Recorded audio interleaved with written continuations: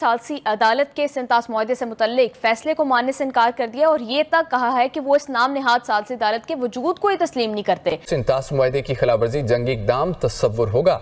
भारत पानी को बतौर हथियार इस्तेमाल करना चाहता है, पाकिस्तान पर अपनी मर्जी मुसल्लत नहीं कर सकता। ये हमारी लाइफ लाइन है।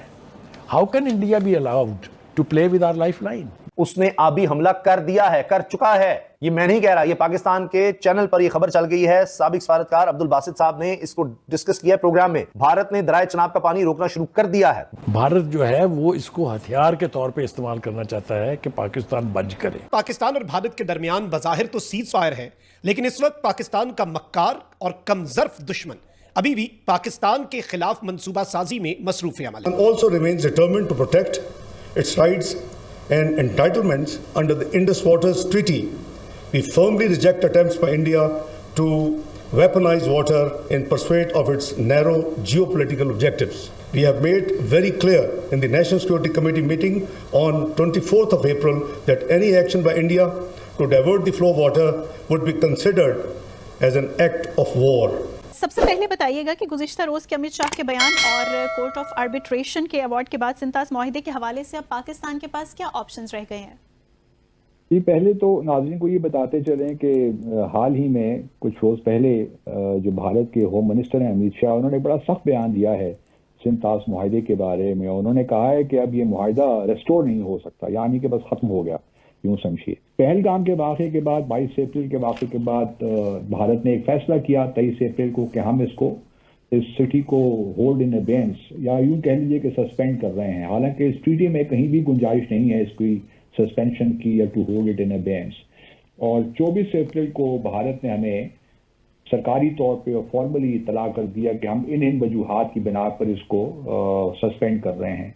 उनमें बहुत सी वजूहात में एक वजह थी क्रॉस बॉर्डर टेररिज्म बकौल उनके। तो अब ये अबेंस में चली गई, लेकिन अमित शाह का जो बयान है वो तो बिल्कुल अपनी पोजीशन के ही खिलाफ है।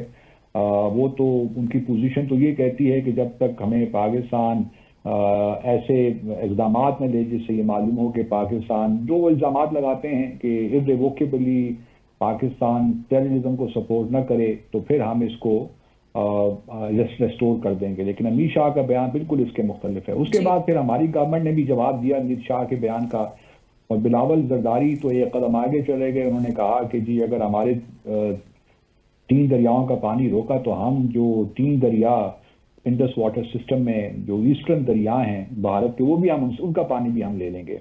तो पहले तो इस किस्म के बयान से एतराज़ करना चाहिए मेरे ख्याल में, क्योंकि एक सेंसिटिव इशू है और उसको पॉलिटिकल इशू नहीं बनाना चाहिए जिससे हमारे यहाँ लोग डोमेस्टिक कंजम्पशन के लिए बनाना चाहते हैं इसको। अच्छा, अब भारत की एक और भी पोजीशन जो रेट्रिक था कि जी हम लोगों के खिलाफ तो नहीं है, ये तो हमने जो डिसीजन लिया है ये पाकिस्तान आर्मी या गवर्नमेंट के हवाले से लिया है, क्योंकि वो टेररिज्म को सपोर्ट करते हैं। जहाँ तक पाकिस्तान के लोगों का ताल्लुक है उनसे हमारा कोई लेना देना नहीं है, हम उनको कभी तकलीफ नहीं पहुंचाएंगे। लेकिन सारा पानी का मामला तो लोगों का ही है। अगर आप पानी रोक रहे हैं तो और आप पाकिस्तान के लोगों के खिलाफ क्या इल्जाम दे सकते हैं। लेकिन मैं यहाँ ये बात भी करता चलूँ कि अब पाकिस्तान के जो ऑप्शंस हैं ना वो लिमिटेड हैं, सच्ची बात तो यही है।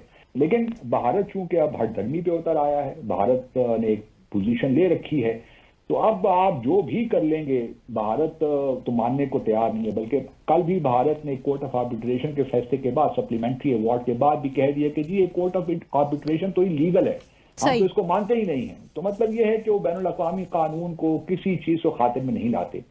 लेकिन अब हमारे लिए क्या ऑप्शन है? अब भारत ने देखिए ये काम शुरू कर दिया है कि जो चनाब का पानी है उसको डाइवर्जन उसकी शुरू कर दिया है। बहुत सी वो कनाल्स बना रहा है, डैम्स बना रहा है, मुख्तलिफ अकाल दुल है जो 1000 मेगावाट का रतले है, 850 मेगावाट का कीरू है, तकरीबन 600 से ज़ायद मेगावाट का, इसी तरह कवार है 500 से ज़ायद मेगावाट का।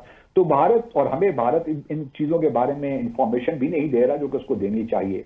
इसी तरह जो वाटर का फ्लो है और वाटर जो पानी छोड़ने की बात है वो अब भारत अगस्त में यूजुअली छोड़ता था पानी, लेकिन अब वो किसी वक्त भी छोड़ सकता है और बंद कर सकता है। और ख़ास तौर पर हमारी खरीफ की जो इस साल भी जो फसलें हैं गो कि अब मानसून की रेंज तो शुरू हो गई हैं, लेकिन सवाल ये पैदा होता है कि भारत अब जो कुछ करना चाहे वो कर सकता है जी। और वो किसी को खातिर में नहीं ला रहा। अब भारत इन सब चीजों से आगे निकल गया है, क्योंकि भारत अब खुद ही जज भी है, खुद ही प्रोसिक्यूटर भी है, उसने ही फैसला करना है कि पाकिस्तान है कब। अमित शाह ने कहा कि भाई आप जो मर्जी कर लें, हम जो पानी है उसकी सस्पेंशन को खत्म नहीं करेंगे और इंडस वाटर ट्रीटी कभी भी रिस्टोर नहीं हो सकती है। फिर एक स्टेटमेंट आया कि भाई आप काउंटर टेररिज्म को प्रमोट ना करें, आप दहशतगर्दी को प्रमोट ना करें, तो हम पानी अभी के अभी ही खोल देते हैं। तो चलिए इसमें क्या कहना चाहते हैं कि पानी की सिचुएशन सिंध की आप हालत देख रहे हैं कि कैसी नजर आ रही है आप लोगों को, और स्पेशली अगर सिंध के सूबे की बात करें तो वहाँ पर भी रिसेंटली बिलावल भुट्टो का भी स्टेटमेंट सामने आया है कि भाई आप अगर पानी नहीं खोलेंगे तो हमें लाजमी जंग करना पड़ेगी और पानी पर ही ये जंग हम लोगों को नजर आएगी।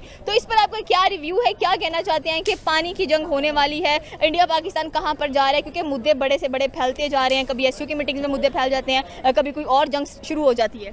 बात यह है कि इंडिया वाले जो कह रहे हैं बिल्कुल सही कह रहे हैं कि भाई देखें कोई भी हमारा मसला तो है ना, ठीक है, वो कह रहे हैं कि आप टेररिज्म ना करें, तो मैंने पहले भी एक चैनल में कहा था हम क्यों नहीं एक दफ़ा बैठ के क्लियर करते हिंदुस्तान को कि हम टेररिस्ट नहीं करते, हमारी तरफ से कोई नहीं आता, और आपके पास कोई प्रूफ है तो इसका को साबित करें, ठीक है। अब ये कभी वो कहते हैं कि हम पाकिस्तानी कहते हैं कि इंडिया ने हमारे मुल्क में ये अटैक करवा दिए हैं, जैसे कोयटा में धमाके हुए थे, हम राह का नाम लेते हैं, वो हमारा नाम लेते हैं, ये कब तक चलेगा?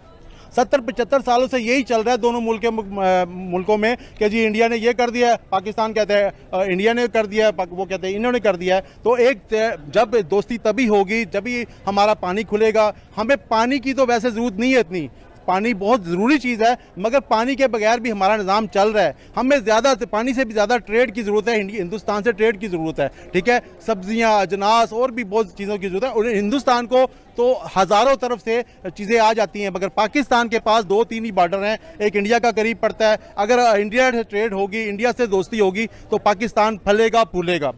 तो लिहाजा हुकूमत को चाहिए, देखें जब ईरान की इसराइल की जंग ख़त्म हो सकती है, जब ट्रंप उसमें मुदाखलत करके उस जंग रुकवा सकता है, जब इंडिया पाकिस्तान की जंग उसने रुकवाई है, ख़त्म करा सकता है, तो हमारी सुलह क्यों नहीं करा सकता? हमें क्यों नहीं एक टेबल पे बैठाया जाता? अगर हम दोनों मुल्क बैठ जाएं, ईरान भी बैठ जाए, इंडिया भी, पाकिस्तान, तो ये खिता बहुत खुशहाल हो जाएगा। हमें पेट्रोल भी सस्ता मिलेगा, हमें गैस भी सस्ती मिलेगी, हमें हिंदुस्तान से भी चीज़ें सस्ती मिलेगी, हिंदुस्तान को भी हमसे नमक जाएगा, सस्ता जाएगा। तो लिहाजा अगर देखिए कोई बात होती है तो बात निकलती है ना। सर ये पानी यहाँ तो सुनने में आ रहा है कि राजस्थान को मिलने वाला, दूसरी जम्मू एंड कश्मीर की बात करें तो वहाँ पर ये पानी इस्तेमाल होने वाला है जो पाकिस्तान को नहीं मिल रहा, और प्रेडिक्शन भी यही की जाती है कि पाकिस्तान को जम्मू एंड कश्मीर चाहिए ही इसलिए है क्योंकि वहाँ से होकर ही पानी आगे आता है।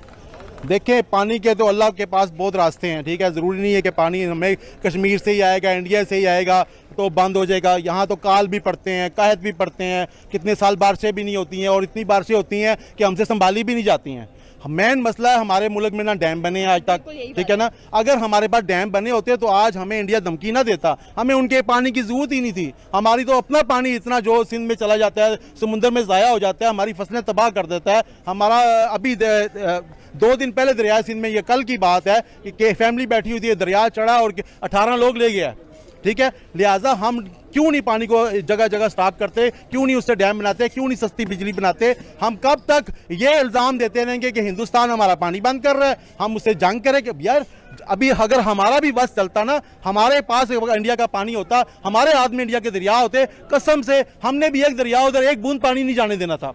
हमने भी कहना था ये पानी हम फर में देंगे, हम अपने इलाके आबाद करेंगे, हमने भी नहीं देना था। और हम तो सगे भाई को भी पानी नहीं देते, कहते नहीं मैं अपना लेके आया हूं, तू खुद ही ले आ, तो हमने कैसे देना था? लिहाजा अगर वो कहते हैं भाई उनका मुल्क है, वो कह सकते हैं। तो जंग तो पाकिस्तान ने देखें अगर करनी थी तो पाकिस्तान तो जंग करना चाहता भी है, फिर भी नहीं करना चाहता, पाकिस्तान की तो समझ नहीं आती। जंग करनी है तो इससे अच्छा मौका कौन था? अब जंग लगी हुई थी ना, एक कौम एक हुई हुई थी, अवाम का जज्बा था कि भाई इंडिया को तबाह करो। इन्होंने हमारे मुल्क में आके 24 मिसाइल मारे हैं, ये ड्रोन हमने 2 दिन करता रहा, तो हमने कब इनकार किया जंग से? हमने तो कहा जंग करो, हम भी साथ हैं, अवाम भी साथ है, या इंडिया रहेगा या पाकिस्तान रहेगा। देखिए जब मसले तभी हल होंगे, या हमारी सुलह होगी या हमारी सही जंग होगी। उसके बाद क्या होगा? जो भारत डैम बना रहा है वहां जब चाहेगा पानी रोक देगा, नहरें मुंह निकाल रहा है, सिंतास मुआहदे की खिलाफवर्जी कर रहा है, उसको किसी की कोई परवाह ही नहीं है। और यहां पर क्या कहा जी, हम कहेंगे एक्ट ऑफ वॉर है, हम इसको जंग समझेंगे, ये जंगी हमला समझा जाएगा। तो उसने कर दिया है हमला जनाब, जिसको ये हुकूमत पाकिस्तान कह रही है कि इसको हम भारत की तरफ से हमला तस्वुर करेंगे, तो भारत हमला कर चुका है।